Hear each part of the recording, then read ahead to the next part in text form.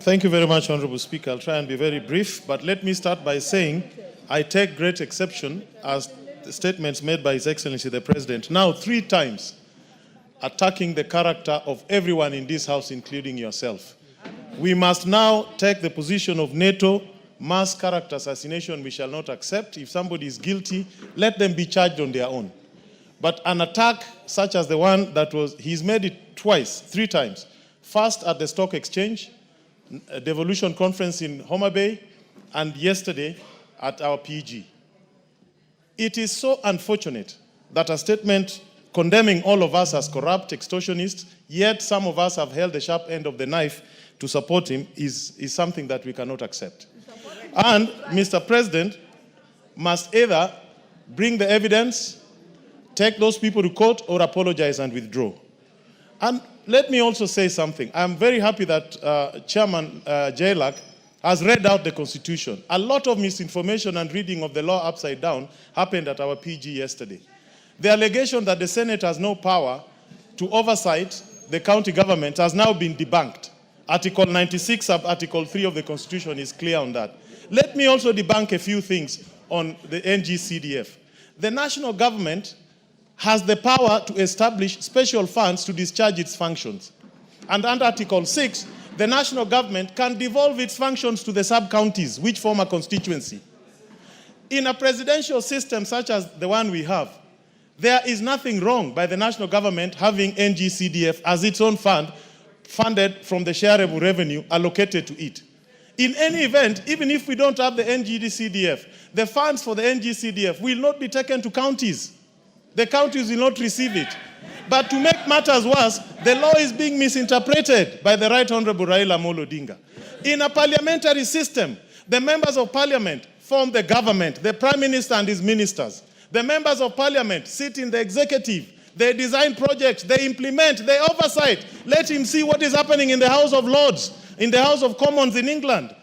What is happening there? Why can't he say MPs cannot do what we are doing here? That is the wrong application of the law. And yesterday I was very upset because there is state capture in this country. Let this House today, let us look at what is happening at the e-citizens. How many pipes are leaking government revenue to private pockets? Do your work as members of parliament. Let us call them out.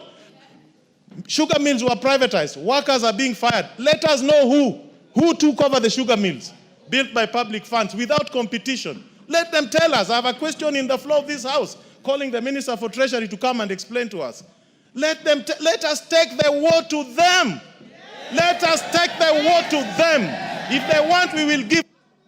Honorable Speaker, the Constitution is very clear. Chapter 8, 9 and 10 is very clear in terms of roles of Parliament, Judiciary and the Executive. This House is self-regulating through the Committees of Powers and Privileges chaired by none other than the Speaker himself. Mr. Speaker, this House has done well. As a National Assembly, we've risen to the occasion. When we called out on Shah, during Adani, now the Committee on PAC has done very well with e-citizen, and my guess is good because I think that is where the rage is coming from. They have come out to unmask the culprits of e-citizen and how money is being stolen. Honorable Speaker, this House, this floor impeached a minister of government, Honorable Mithika Linturi. We have done well, Honorable Speaker, as a parliament. It is wrong, Honorable Speaker, for President to say he's fed on raw intelligence, Honorable Speaker, and moves to make such accusations against us. Honorable Speaker, in law, and you know better than me, anybody who becomes aware of a crime and keeps quiet of it is an accomplice. As we speak, the Honorable President is an accomplice, Honorable Speaker. Why was he giving the 10 million shillings? Order, Wamboka. I referred you to Standing Order 87. You want to discuss the person and conduct of the President? Bring a motion.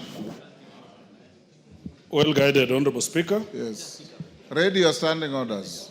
Well guided, Honorable Speaker. Honorable Speaker, the President has all instruments. The President has Otieno all Amolo. instruments. Order, Otieno Amolo, what is it?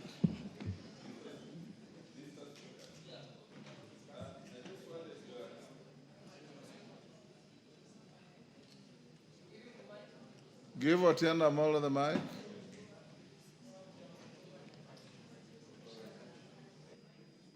What's happened?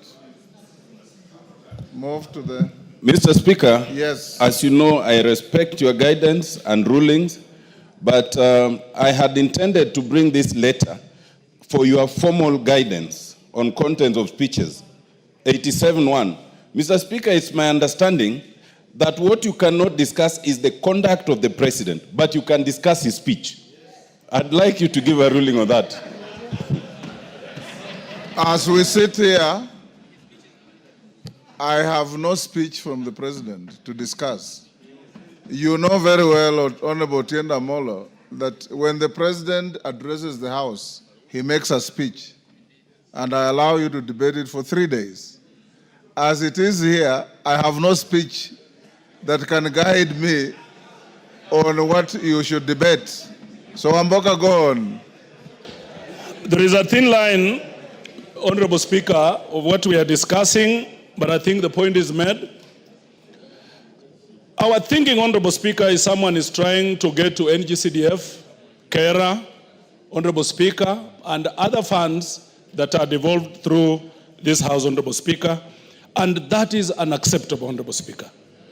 To the extent, Honorable Speaker, that you are a member of Parliament, #1, member of National Assembly, that we see the kind of headlines that we see, like what was there today, Honorable Speaker, add me 2 minutes, I was distorted, Honorable Speaker.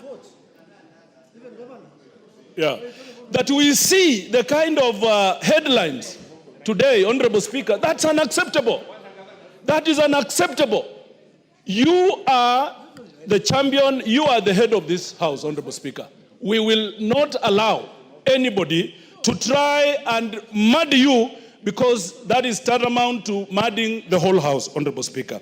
As I finish, we are now going to exercise our teeth. We are now going to bite.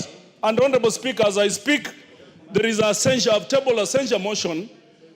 It is before you, Honorable Speaker, it's coming. We must now take our rightful position as a National Assembly. It is so painful. Some members of this House, most members have stood with the executive. They have defended the executive. They have suffered because of executive, Honorable Speaker. They have lost their popularity, some of them, presumably because of the executive. And now the same executive want to throw them under the bus. We say no. Wakwende. Honorable Speaker, the report was given from raw information, intelligence. So the person who was given the money is known.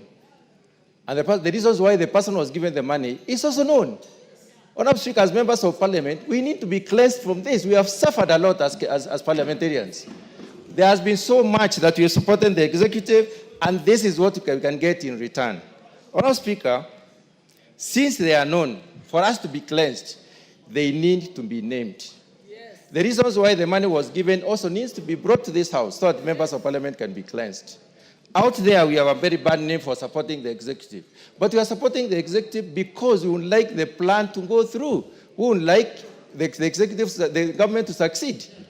But Honorable Speaker, if there is a problem in this House concerning members, I think it should be brought to the fore so that members can know. Honorable Speaker, since last week, when the pronouncement was made in the devolution conference, we have suffered once more. We suffered after passing the finance bill. We suffered after the broadening of the government. We suffered again after sacking of some members of the CSs, some executive. We've suffered many times. And this is what you are getting in return. It is unfair. Thank you, Honourable Speaker. Karoli Omondi. Member for Kenyan.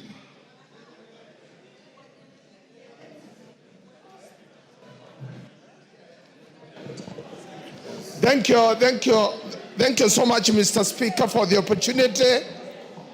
On this hour and this moment, I want to say that this House is under siege for all of us. Inclusive, Mr. Speaker, you are in this House to preside over it, and when we are under attack, you are the first person on the line of attack. I really want to say that this is the government, the executive, which we have worked and we have given it our sweat and our blood to make it to where it is now. We have lost properties. We have lost reputation. We have lost credibility in our own constituencies. We have business partners we work with. Whenever we visit them for business, other than the parliament, they see us, we are taking corruption into their own offices. And it is for that purpose, Mr. Speaker, we would want to say that whoever suggests that we are corrupt, they should, and we are not, they should go to the same venue, tell our wives, tell our children, tell our business partners, tell our friends that that was a very erroneous statement that came from none other than the head of state for this country. Because the first question I got when I went home last night from my wife, he wanted to check my pocket if I had any illegal money. And I really want to rest my case that we earn our sweat by offering services to this government through this parliament. Thank you. Member for Bumula. Honorable Speaker, I was very shocked yesterday by the sentiments of His Excellency the President. Members, let's listen to one another.